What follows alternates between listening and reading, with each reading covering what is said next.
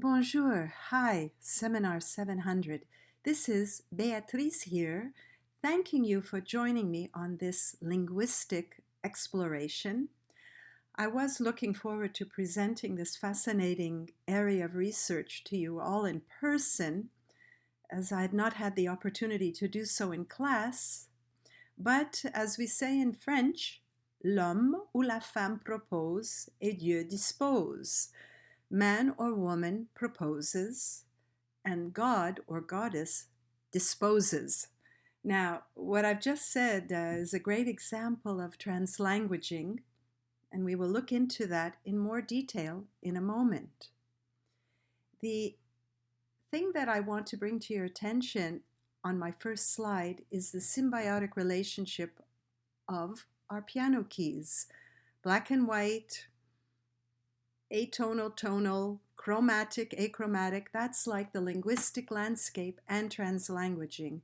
I believe they live together and they can make beautiful sounds together.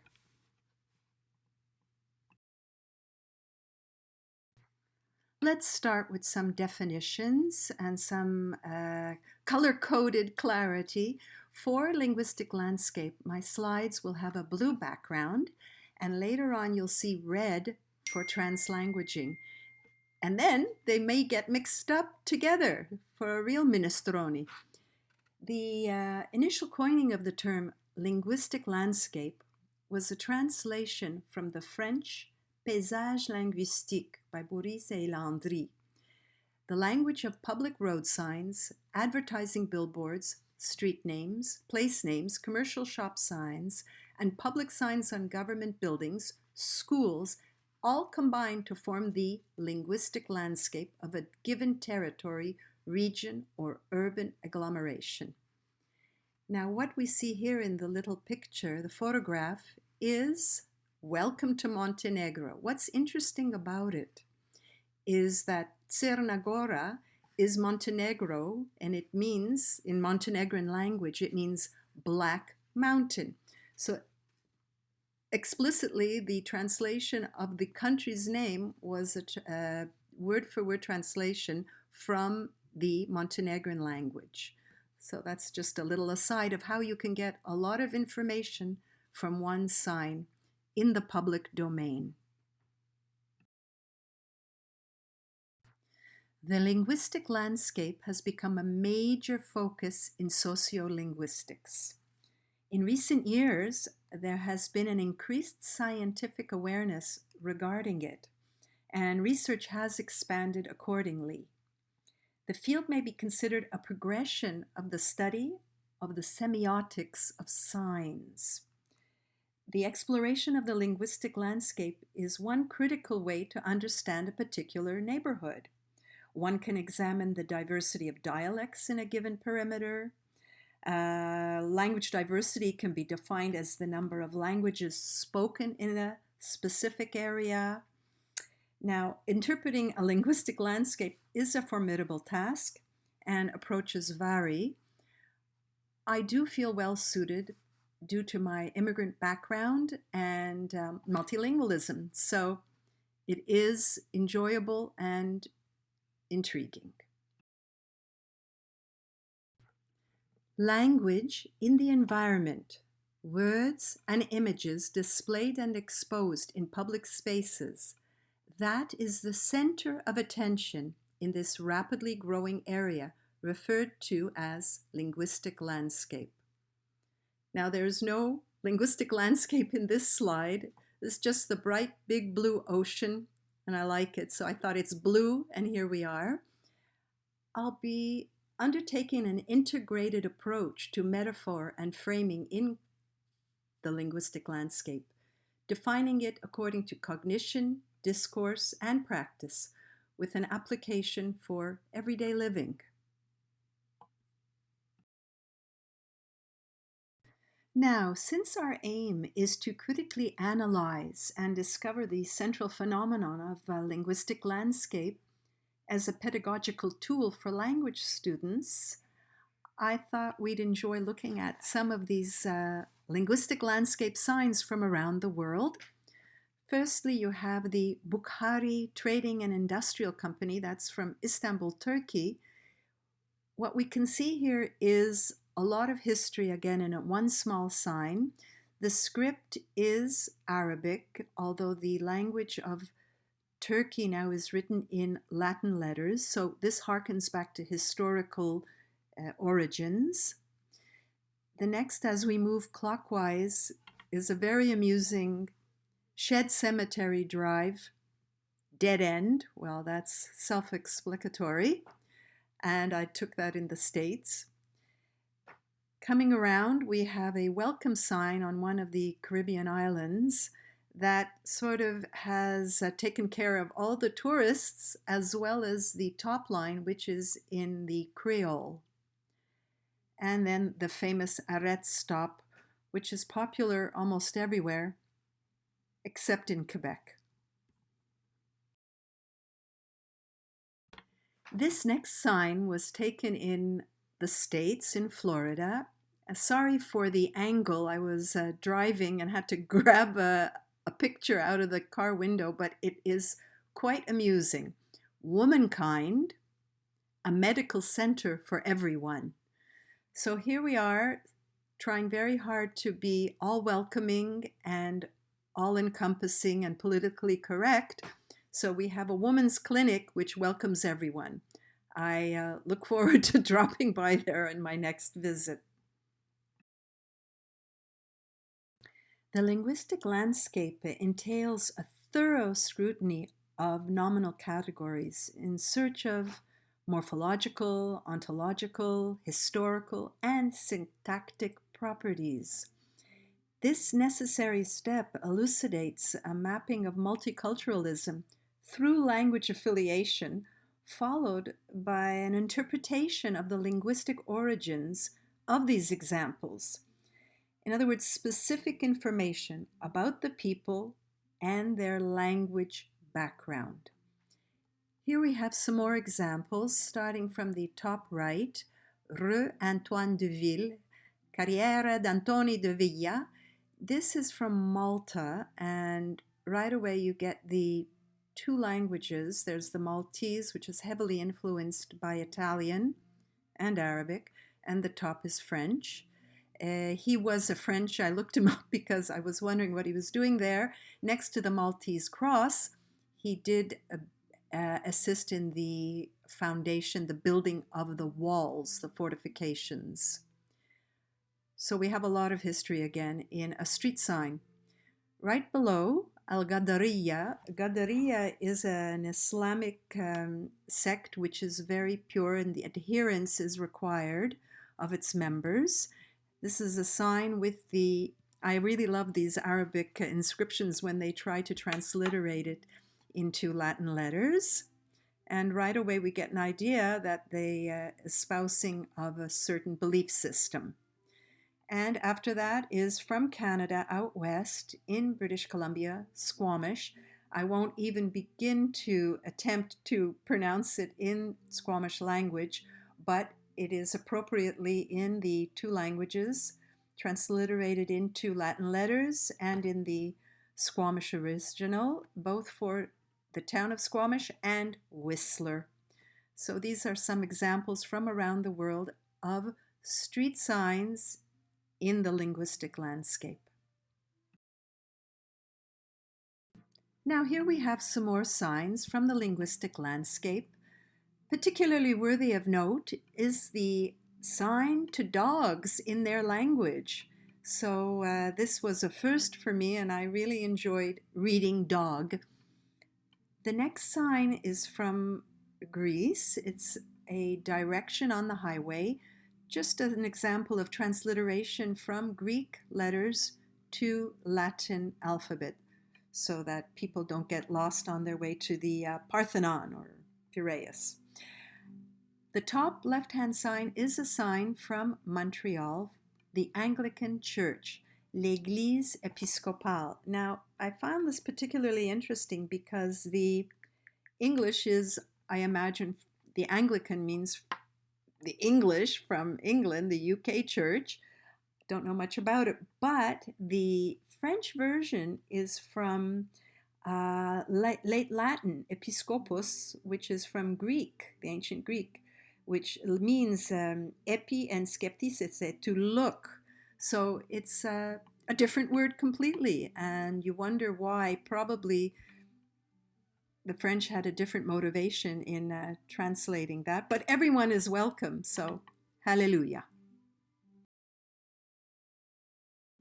Here's an example, an important example from Poland. This was taken just outside the Lenin shipyard in Gdansk, Poland.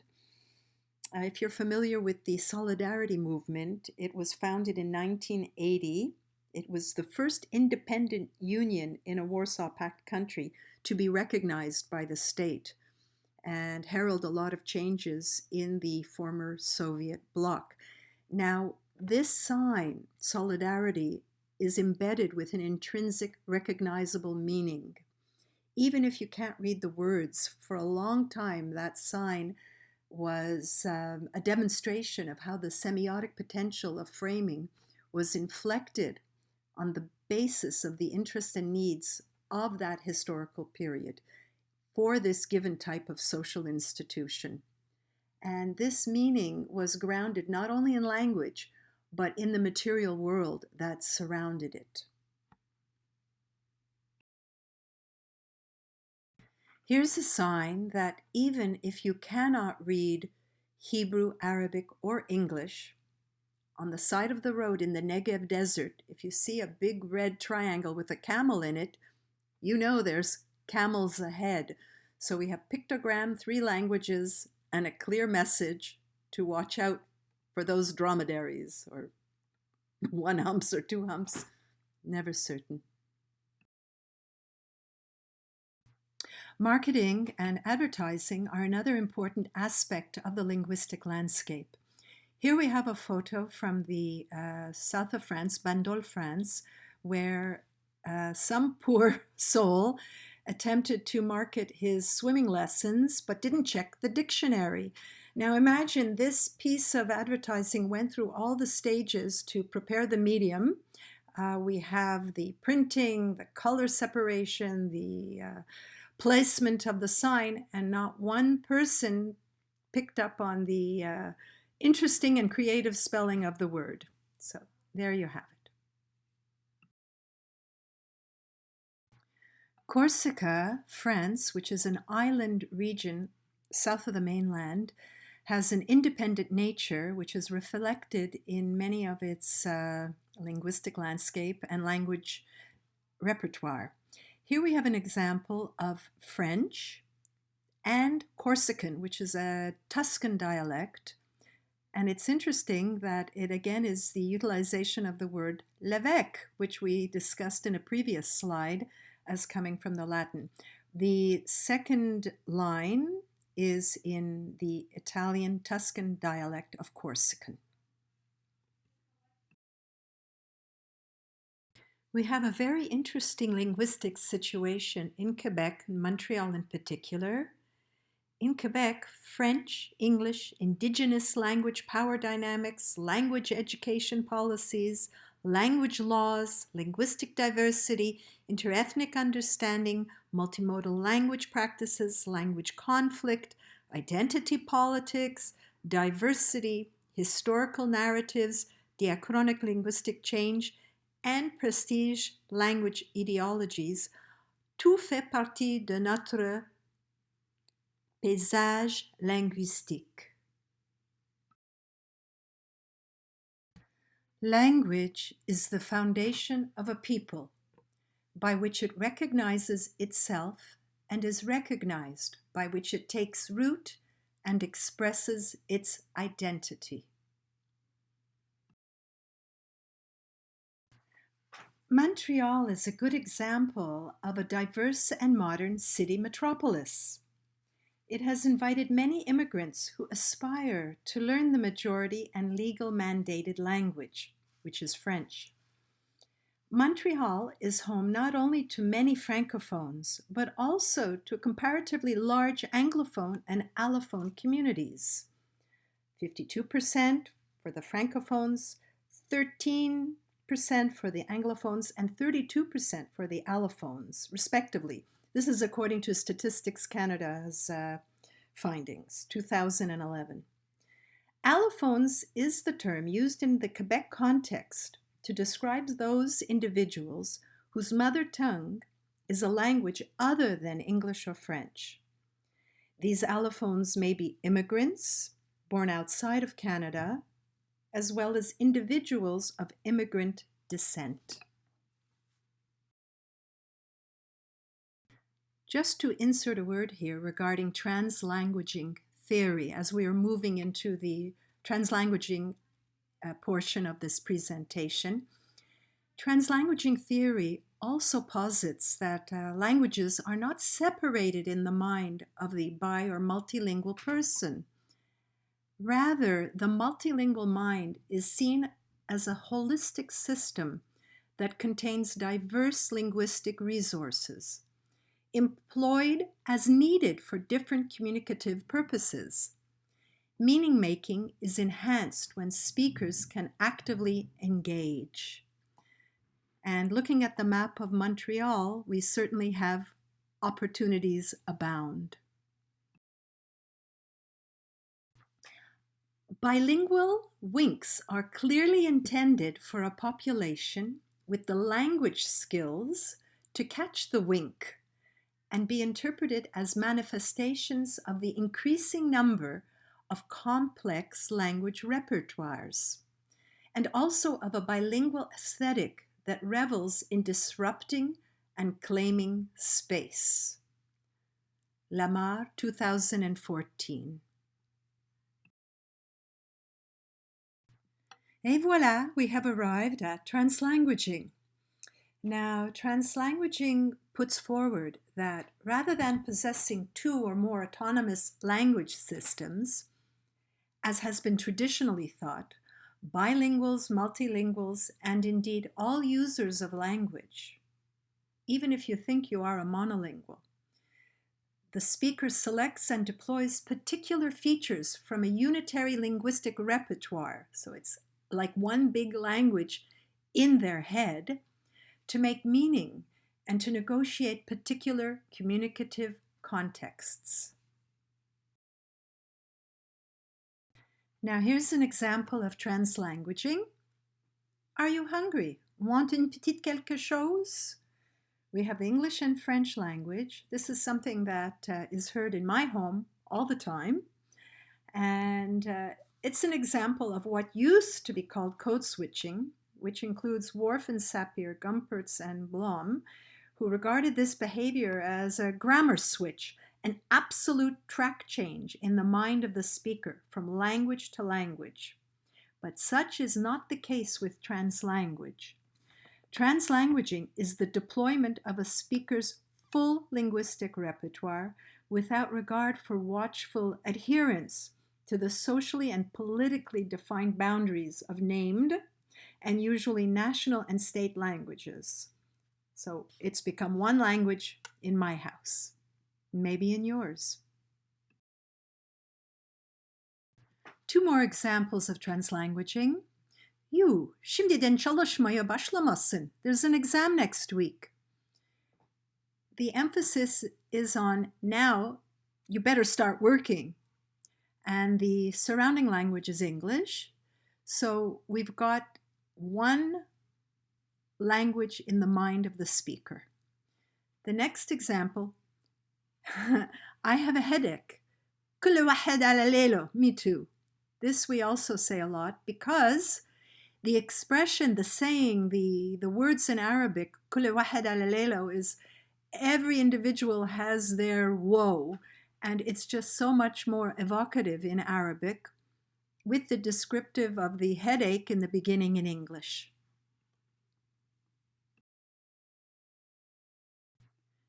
Here we have an example of translanguaging in the linguistic landscape. 3 little words, Paris by Tuk Tuk, but each word individually holds within it a different history, yet together they make one unified expression. Paris has a root from the Celtic Parisi tribe, and the city was evidently named after them. Bi is English now, but it's from the ancient Greek and Latin. We all know the word amphi. That's the same word as bi. And tuk-tuk is a Thai word. And altogether, Paris by tuk-tuk. You have 3 languages, but 1 translanguage. Here's a photo, recent one from Sherbrooke Street, right near McGill. Ici, on s'accroche à nos traditions. Here we hang on to our traditions. How do you feel? Do you feel included or excluded by this sign? Most inhabitants do better in life, in their jobs, with their educational prospects, if they feel welcomed and their languages and cultures are respected and acknowledged without obligation to conform. I'll leave you with some great examples from the web of writing on the wall, starting with the original writing on the wall from the Old Testament, Mene mene tikalu parsin, and then the best things in life aren't things, and we seek for the truth, we seek justice.